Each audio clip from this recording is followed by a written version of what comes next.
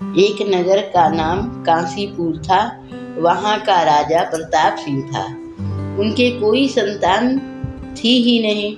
यहाँ तक कि उनके संतान नहीं रहने के कारण उसने संतान की आशा में 3 शादियां कर लिए और रुद्र प्रताप ने दवा, ओझा, फकीर सबका सहारा ले लिए, परंतु कुछ काम नहीं आया। बहुत समय बाद बड़ी रानी को बालक होने को रहा और दोनों रानी को यह सुनकर काफी ईर्ष्या हुआ, परंतु ऊपर से खुशी दिखाती हुई बोली कि अच्छा हुआ कि अब हमारे घर में भी एक बच्चे का किलकारियाँ गूंजेगी।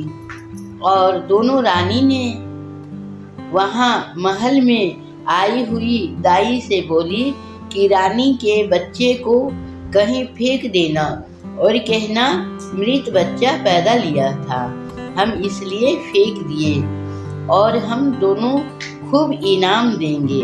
ऐसा ही हुआ। उस जिंदा बच्चे को फेंकने के लिए दाई ने ले गई और उस दाई को एक अपनी बेटी थी। अब एक इस लड़के को भी पाल लिया। जब कुछ बड़ा हो गया दोनों भाई बहन, तब उसकी माँ जो दाई के बच्चे थे, दाई ने मर गई। पिताजी तो थे ही नहीं उनके। दोनों बच्चे अब कुछ समय के बाद लड़का राजा के पास गई और लड़की भी गई और लड़का बोला, हमारी माँ आपके पास काम करती थी, अब वह नहीं रही, हम दोनों अकेले बेसहारा हो गए हैं। राजा ने ममता से राज दरबार में दोनों को रख लिया। 7-8 साल बाद इस तरह से बीतता गया।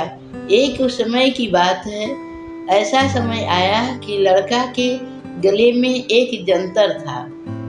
उसके अंदर यह सब बातें लिख कर डाला हुआ था।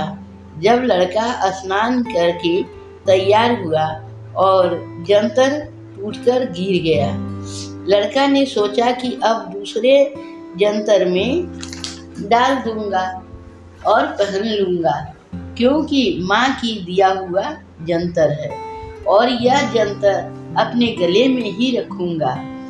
अब एक बात मन में यह आया कि इसके अंदर क्या है, जरा देखूं तो सही। यह सोचकर वह लड़का तो कागज खोलकर पढ़ने लगा।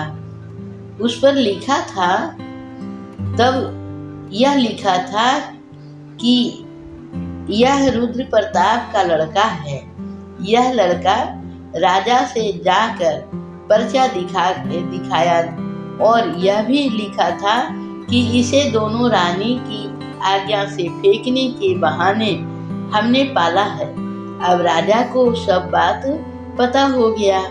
यह सुनकर बीच वाली रानी तो जहर खा गई और दूसरी रानी को जेल में आजीवन डलवा दिए राजा ने।